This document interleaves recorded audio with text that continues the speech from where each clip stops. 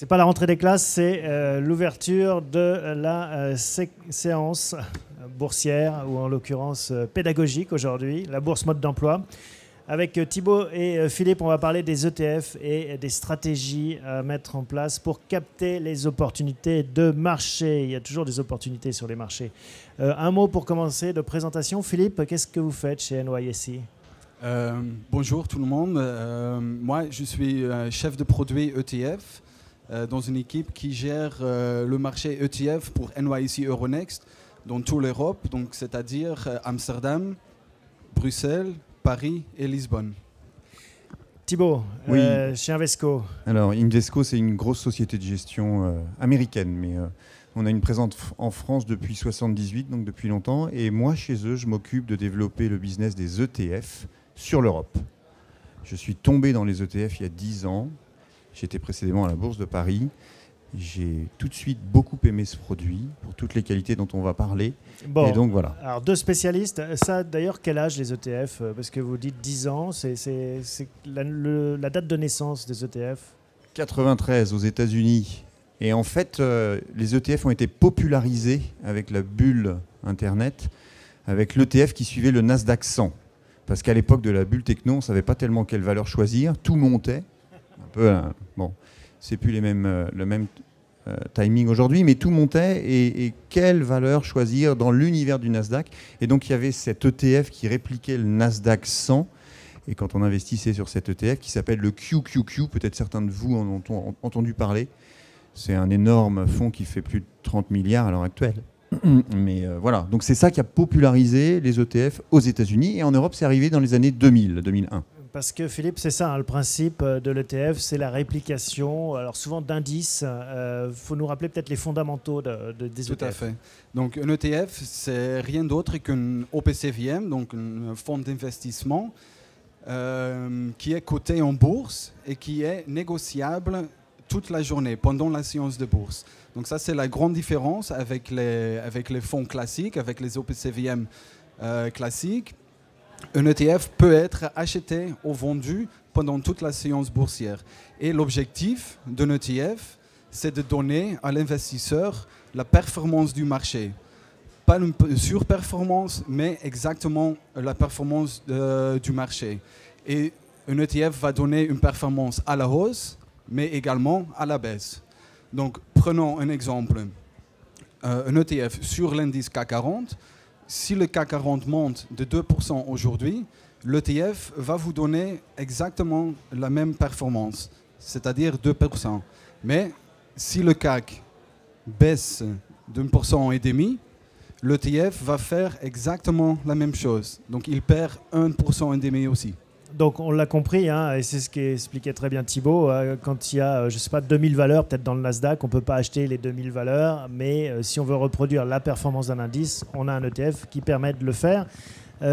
C'est aussi un produit d'OPCVM, donc avec des coûts peut-être moindres que des produits de gestion active, hein, parce que forcément il y a moins d'efforts à faire. Hein. Tout à fait. Donc vous avez mentionné la gestion active. Donc, dans ce cas, on a un gérant de fonds qui va choisir pour vous, l'investisseur, des titres qui vont donner une surperformance de marché. Et comme on vient de dire, un ETF, il ne cherche pas à faire ça. Il vous donne la performance du marché. Et donc, c'est une gestion passive. Et de ce fait, les coûts de gestion peuvent être réduits aussi. Bon, voilà, les présentations avec les ETF. Maintenant, comment on s'en sert pour gagner de l'argent ? Parce que c'est la question qui intéresse tout le monde. Thibaut, quelle stratégie on peut mettre en place ? Mais en fait, là, il y a deux façons de répondre. D'abord, donc on a compris, ETF égale fonds indiciel. Donc, on va s'en servir lorsqu'on a un avis, une décision prise déjà pour investir sur un secteur d'activité, sur un secteur géographique, sur un indice en fait. Donc quand on veut investir sur le CAC 40, on peut prendre un fonds indiciel, un ETF sur le CAC 40. Quand on veut investir sur la Chine, il y a des ETF, donc des fonds indiciels sur la Chine. Donc d'abord, pour se servir d'un ETF donc c'est un fonds, je vous le rappelle, indiciel. Donc tout de suite on regarde sur quel indice est basé cet ETF. Est-ce que c'est l'indice sur lequel je veux investir? L'Inde, la Chine, etc. Et une fois qu'on a bien regardé comment se comporte cet indice, qu'est-ce qu'il y a à l'intérieur de cet indice, eh ben on connaît le fond et on peut investir sur ce fond. On parle souvent d'investissement sur des pays, hein, l'Inde, la Chine. Il y a des ETF surtout, ça peut être sur les semi-conducteurs, les voitures, la téléphonie, ça peut être des zones de pays. Enfin, Philippe, est-ce qu'on peut dresser un peu le portrait robot de ces grandes catégories? Oui, bien sûr. Donc, les ETF, ils sont maintenant, en janvier, on a célébré les 10 ans des ETF sur le marché Euronext. Donc, ça fait déjà presque 11 ans qu'ils sont là. Et ça veut dire que la gamme qui existe aujourd'hui est très très diverse et très très large. Il y en a combien? Actuellement, il y a vous, 593 ETF cotés sur le marché Euronext. Alors des exemples, parce que bon, tout le monde connaît le CAC, le Nasdaq, mais des exemples un peu plus exotiques. Donc, tous les classes d'actifs sont représentées. On a des ETF sur des actions, mais aussi sur les obligations, aussi sur les matières premières. Et il y a une classe d'actifs qui mélange tout ça. Donc actions, obligations et commodities, matières premières. Et ça s'appelle multi-asset ou multi-classe d'actifs. Donc en fait, il n'y a pas de limite sauf l'imagination de ceux qui les fabriquent. Tout à fait. Ce qui est votre métier en fait chez Invesco. Oui, la limite, elle est dans le fait qu'un indice doit rester transparent et compréhensible. C'est ça la limite. Alors, il y a des fournisseurs d'ETF qui vont plus ou moins loin, mais il est évident que lorsqu'on est particulier et qu'on regarde ces outils sont faits pour être simples. Certains vont peut-être être un peu plus compliqués, intégrer des leviers, intégrer des choses. Mais à la base, un ETF, c'est un fonds, c'est fait pour être simple. Et donc, il faut comprendre l'indice et comprendre le fonds dans lequel on investit. Ce que va apporter l'ETF, c'est la flexibilité du trading en bourse. C'est le fait que pour vous, particuliers, vous avez un accès aux mêmes conditions que les professionnels. C'est un peu comme le marché des actions.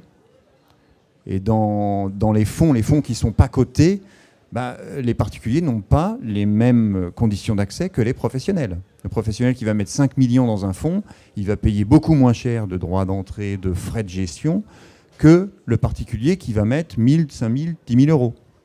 Voilà. Donc les ETF apportent cet avantage de mettre le particulier sur le même plan d'égalité que le professionnel en termes d'investissement.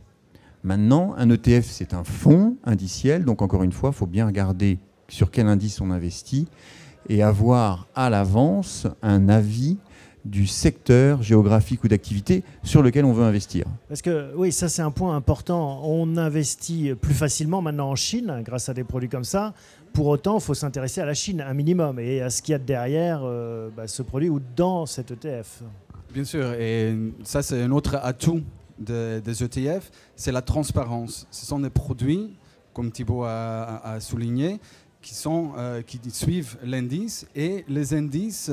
Les risques des indices sont connus, la composition des indices sont connus, et après, bien sûr, c'est à l'investisseur de s'intéresser un peu dans l'indice, dans les sous-jacents d'ETF, et d'étudier et de regarder si ce type de fonds, cet ETF, peut jouer un rôle dans les objectifs d'investissement de la personne, et si les paramètres des risques entrent dans les tolérances de risque que la personne a. Un exemple concret sur la transparence dont on parle. Hein. Les ETF, donc des fonds cotés en bourse, vous avez donc les prix qui sont diffusés comme les prix des actions, première chose. Deuxième chose, tous les fournisseurs d'ETF ont des sites internet sur lesquels vous avez des fiches produits et vous avez, sur ce qui est novateur par rapport aux fonds classiques, vous avez l'intégrale du portefeuille. C'est-à-dire que sur la plupart des ETF, sur les fiches produits, vous ouvrez une feuille Excel et vous avez tout le portefeuille. Donc vous pouvez vérifier, en tant que particulier, si ce portefeuille est bien investi là où vous souhaitez l'investir. Vous pouvez vérifier jour après jour sa performance, etc. Les ETF ont un peu révolutionné la façon de communiquer des gestionnaires, en apportant vraiment une visibilité très grande. Alors, merci d'avoir répondu à mes questions, celles de Décideur TV. On va donner la parole à la salle, parce que vous aussi, vous avez des questions qui vous brûlent les lèvres, et c'est l'occasion de les poser aux professionnels que vous avez en face.